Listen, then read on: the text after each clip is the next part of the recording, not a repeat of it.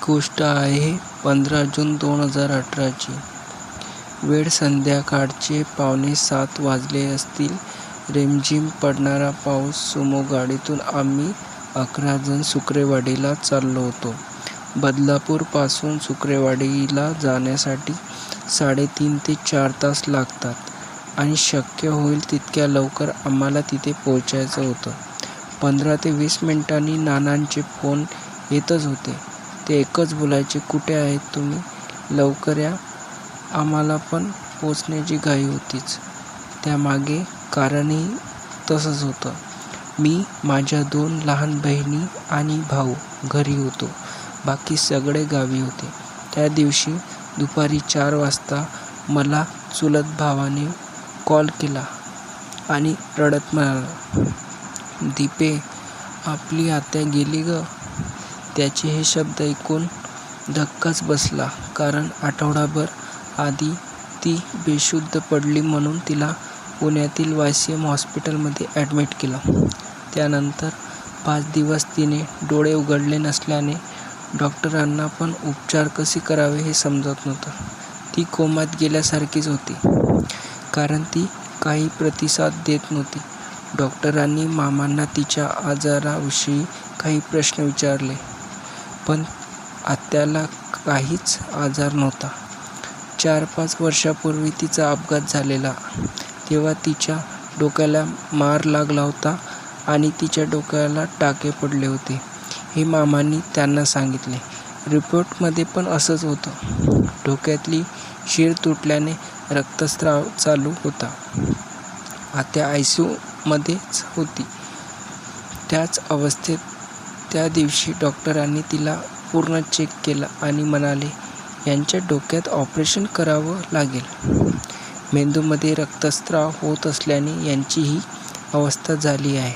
पण ऑपरेशन नंतर काय होईल ते आम्हालाही माहीत नाही.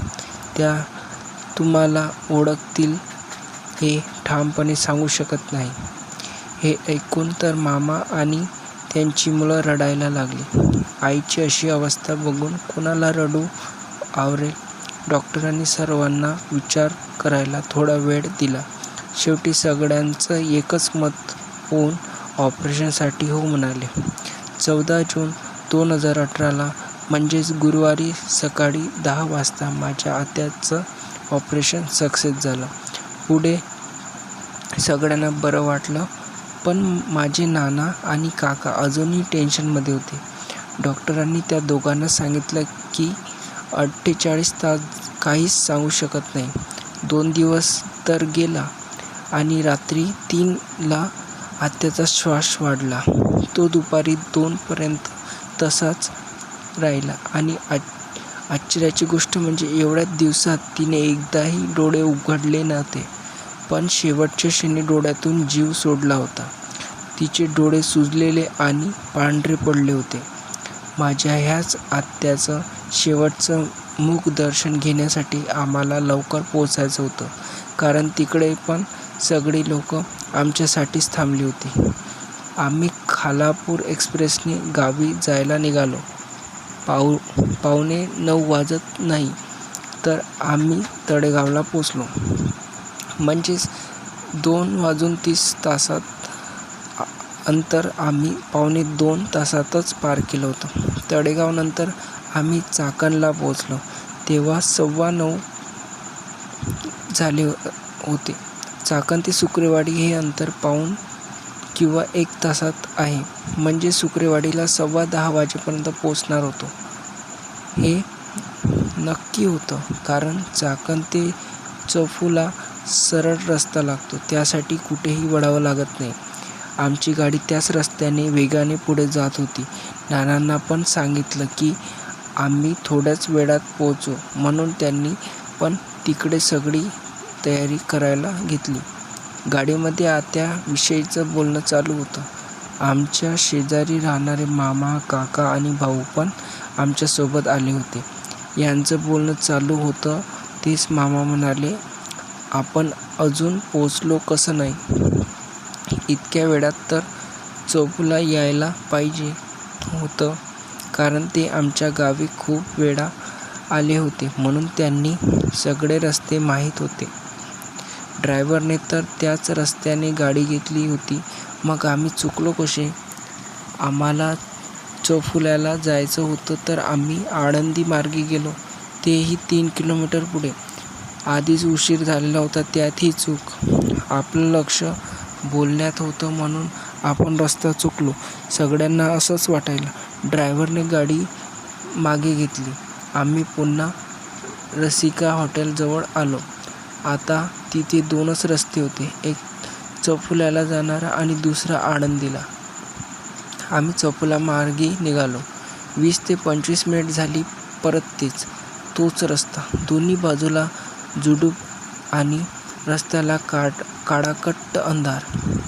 आम्ही परत त्याच रस्त्यानं आलो होतो, कारण चौफुल्याला जाताना हायवे सारखा रोड लागतो हे मला पण माहीत होतं.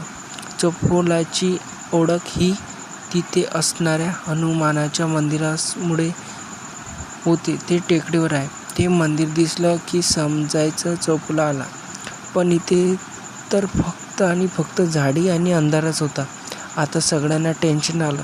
रस्ता तर बरोबर होता, पण परत हा रस्ता लागतो कसा? ड्रायव्हरने परत गाडी मागे घेतली आणि रसिका हॉटेलजवळ आले. कोणाला विचारावं तर तिथे पण कोणीच नाही.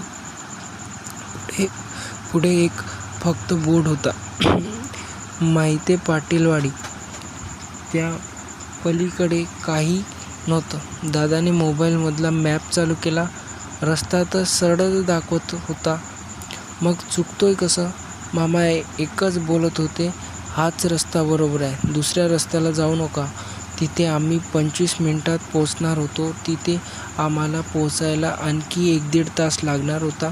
ड्रायव्हरने गाडी त्याच रस्त्याने नेली आणि परत जे व्हायचं नव्हतं तेच झालं. तोच रस्ता, तीच झाडी आणि तो भयानक काळाकट्ट अंधार. नानांना कॉल करणार तर रेंज पण नाही. आत्याला बघायची इच्छा अपूर्णच राहणार असं वाटलं आणि रडायला आलं. मनातच म्हणाले, हे देवा, आत्याचं शेवटचं दर्शन होऊ दे. तिच्यासाठी इतक्या घाईने आलो आणि हे कसं घडलंय? सगळे वेताळले होते. आत्याला बघायला भेटणार नाही असंच वाटायला लागलं, कारण आम्हाला खूपच उशीर झालेला होता. आमच्या सोबत असणारे भाऊ बैठकीला जातात. त्यांच्या घरात अधिष्ठान आहे. त्यातला एक दादाचं म्हणाला, काही होणार नाही, आपण पोचू वेळेतच. त्याने पण देवाचं नाव घेतलं आणि आम्ही परत मागे आलो. ड्रायव्हरना पण समजत नव्हतं की काय करावं. त्या सगळ्यांनी एकमेकांना काहीतरी खुणावले आणि आम्ही चौफुल्याला निघालो. मला तर काही करून आत्याला बघायचं होतं, तिच्यापर्यंत पोचायचं होतं. आता जर आम्ही चुकलो असतो तर आमचं काही खरं नव्हतं. सगळे पण शांत बसले होते, कारण आपल्यासोबत काहीतरी चुकीचं घडतंय हे सगळ्यांना समजलेलं बहुतेक होतं. पण आपण घाबरू म्हणून कोणी काही बोलत नव्हते. मोहिते पाटील वाडी गेली. पुढे काय येतं ते सगळे बघत होते. आणि देवाची कृपा म्हणा, नाही तर आत्याची कृपा म्हणा, आम्हाला साबळेवाडी लागली, जी चौफुल्याला जाताना लागते. याचा अर्थ आम्ही त्या चुकीच्या रस्त्यातून बाहेर पडलो. तसा सगळ्यांना चेहऱ्यावर हलकासा आनंद दिसला आणि थोड्याच वेळाने आम्हाला टेकडीवर असणार हनुमानचं मंदिर दिसलं. म्हणजेच आम्ही चौफुल्याला पोचलो होतो. मंदिराकडे बघून आम्ही लांबूनच हात जोडून नमस्कार केले. 15 मिनिटात आम्ही शुक्रवाडीत असणाऱ्या स्मशानभूमीत पोचलो. सगळे आमचीच वाट बघत होते. मी मोबाईलमध्ये पाहिलं तर 11:30 वाजायला 10 मिनिटे बाकी होती. म्हणजे इतका वेळ आम्ही तिथेच फिरत होतो. तितक्यात नानांनी आवाज दिला, दीपा इकडे ये, आत्याला बघून घे. आत्या गेल्यास दुःख नानांच्या आवाजावरून आणि डोळ्यातून दिसत होतं. आत्याला